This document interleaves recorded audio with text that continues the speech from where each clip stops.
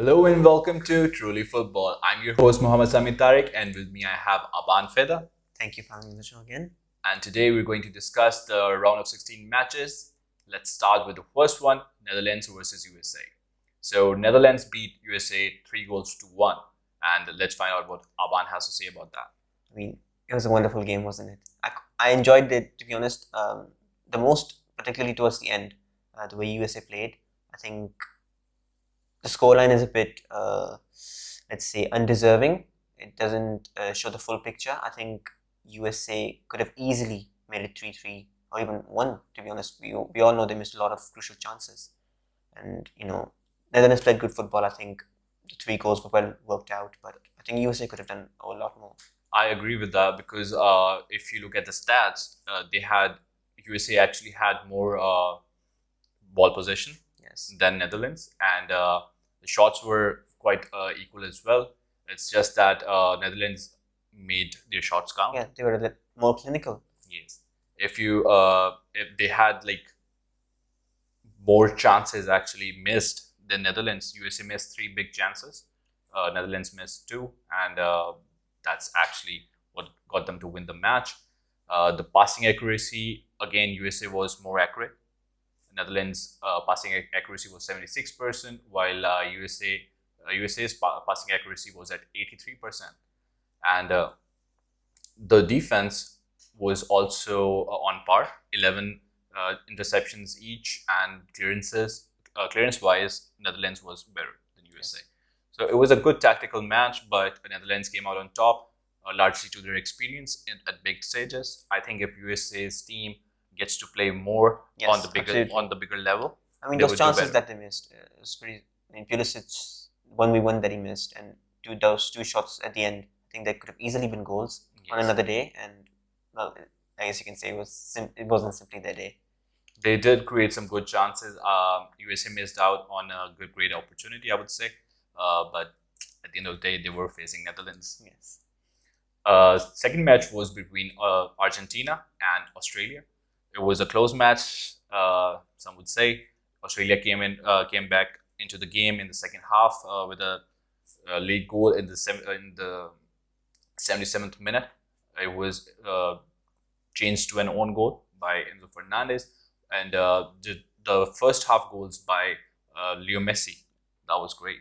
Yes. It was a very beautiful goal. But I think the better goal was Julian Alvarez. I think it was a very young talent from Argentina. Absolutely. The way he pressed the goalkeeper there, he forced them into a mistake, and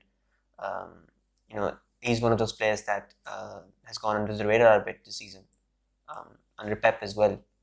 Of course, because of Erling Haaland, but he's one of the players to watch out for the rest of the tournament. Because I think he will start every game now.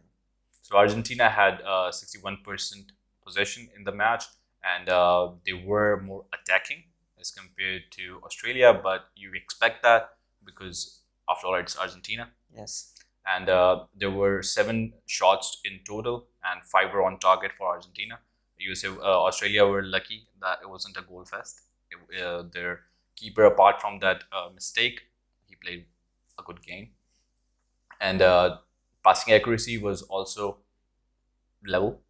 Argentina had an 88% passing accuracy, while Australia had an 82% passing accuracy.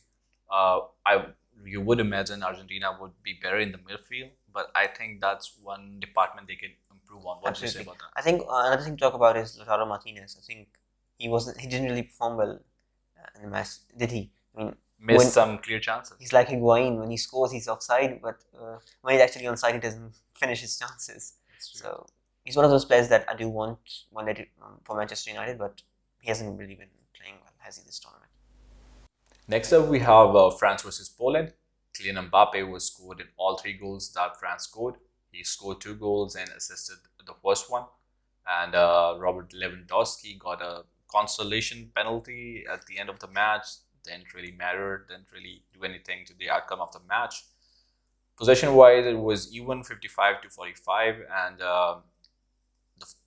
actually where the things changed in favor of France was that Kylian Mbappe. Kylian Mbappe is out of this world. Absolutely. I mean, those goals he scored, I mean, it's ridiculous, isn't it? I don't know when defenders will learn to not give him space in the box. I mean, when he gets into the box, they're looking at him that he will make a pass probably, which he won't because he likes to score goals and he just keeps on sending those curling shots into the far corner. Yes, every now and then he shows that he has that technical ability as well. He's not just take a touch and just run away from the defender. He can actually dribble past defenders, create chances, and that's what makes him so special. He's such a talented player, and he's probably the best player in the world right now. I would totally agree to that. Uh, Poland's defense had no answer to Kylian Mbappe's pace, to his sheer brilliance Absolutely. in the box, and yeah, now France is looking like the favorites to retain their I World Cup won't say trophy. they're favorites, but they do have a solid chance. Absolutely. They are at least top three. Yes, definitely. And next up, we have England versus Senegal. It was it didn't start as a very interesting match to watch, but things changed quickly when Jude Bellingham once again created a brilliant chance for Jordan Henderson. I mean, England's too good. I'll say that. Well, Absolutely. you're biased because you're But an England fan. They played really well. I think Bellingham in particular. I mean, what a player he is. He One of the has, best talents in the world right now. yeah, I believe he has all the abilities that a modern midfielder should have. That's why he's in demand. Every club wants to sign Jude Bellingham. I know your club does. I know my club does, and I think he's going to be one of the He's going to be hottest properties yes, in this the summer transfer window. window. Absolutely. Yeah, and another goal which was finally Harry Kane scored, opened his account. He has been pulling strings in the That midfield. goal was all Jude Bellingham as well. He didn't get an assist for that, but He created that on the chance, counter, yeah. he created that chance, and Definitely. what a finish from Harry Kane. And Bukayo Saka, he can't stop scoring. One of England's best players at the moment, and there's a reason Southgate trusts him, and so does Mikel Arteta in the Arsenal team. He's such a brilliant player. I mean, And what about Phil Foden? Again, he scored two He assists. gave 2 assists. Yes, very good player. He like we talked about him in one of our earlier videos. He has that magical ability to create something out of nowhere, and he showed that.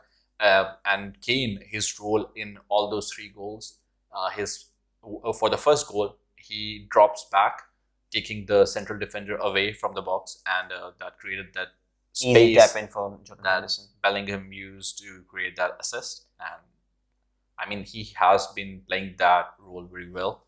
And I And the second goal as well, the counter attack. Yes, he started that. He knew exactly where he had to be, and Exactly. that finish was beautiful as well. True. And next up, we have Japan versus Croatia. The first penalty shootout of the tournament. Yeah, it was the first penalty shootout, and Japan didn't really look like they had practiced much because the penalties weren't really on the level of a World Cup. I mean, to be honest, I thought that Japan was going to end up winning.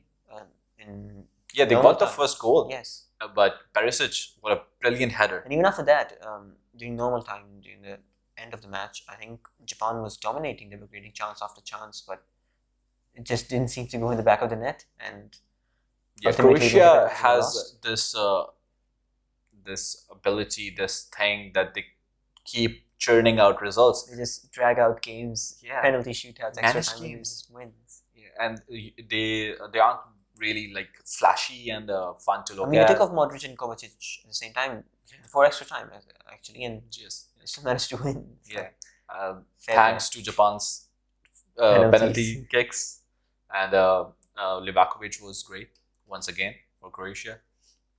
He's a giant as well. He's a giant of a keeper. I think that Croatia can repeat what they did, but they are last time around. They are up against favorites. Up against some big odds this time around. We'll talk about that in some other video because this is a good topic to talk about. Next up, we have Brazil versus South Korea. Brazil is just on a different level this tournament. Everything we heard about them coming into the tournament, it turned out to be true, and then some. I mean, they're playing football that everyone can enjoy watching. They're entertainers. Brazil has always been known for that, and they're entertaining audiences right now at the World Cup. I mean, that goal from Richarlison is it's liquid football, isn't it? It is. And then the celebration as well. Yeah. So the celebrations add to that entertainment quotient as well. I'm totally behind the celebrations. And well, when you score goals like that, why won't you celebrate? Yeah. And then Neymar opened his account in his World Cup as well. I mean, it was a beautiful penalty as well. He completely wrong-footed the goalkeeper, and yeah, it was a very good goal. A good goal from Paqueta as well. But also South Korea's goal It was a actually- great it was a out of the rocket. box shot. Absolutely, it was a very fun match to watch. Yeah, and I'll be damned if I don't talk about Vinicius Junior's goal. It was finally he realized his dream of scoring in the World Cup for Brazil. It was a great goal again, and he did create an assist as well. So he has been on top of his game in this World Cup as well, creating those chances on the flank.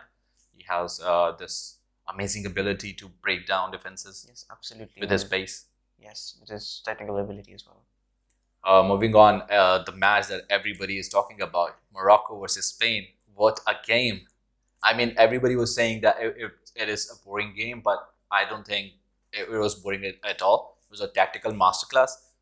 Morocco's coach knew what Lucho's plan is going to be. He put in roadblocks and completely threw them off the game. I mean, Morocco's defense is very decent. I mean, they have shocked people. I mean, everyone knew about Hakimi, Masraoui, and Saiss. They're all players who play at high-level clubs and leagues. But Amrabat as well. I mean, he ran that match, didn't he? Absolutely. And another fact that Morocco have not conceded a goal, and the only goal they conceded was actually an own goal. So no team has been able to break their defense so far. And moving on, we have Portugal versus Switzerland. Cristiano Ronaldo was benched, but it didn't really matter in the end because Gonzalo Ramos scored a hat trick. I mean, when I first heard, there was in Twitter going around that Ronaldo was benched, I thought it was going to be Leao starting. I had no idea that it was going to be Ramos who's going to start up front. And Leao did his part. He that was a beautiful just goal comes off the bench and scores a goal. That was a very good goal from Rafael Leao. I think his ability to get into the box and have that curling shot at the far corner, it's a bit like Kylian Mbappe. Yes, he has that pace as well. He can get behind defenses, and I think he's going to be another one that a lot of clubs will be paying good sums for. But talking about that match, I think again, João Felix was the one who stood out for me in this match. I mean, he played really well. He was all over the pitch. He was cutting past players like it's nothing. Bruno His got performance was overshadowed by the other goal fiesta.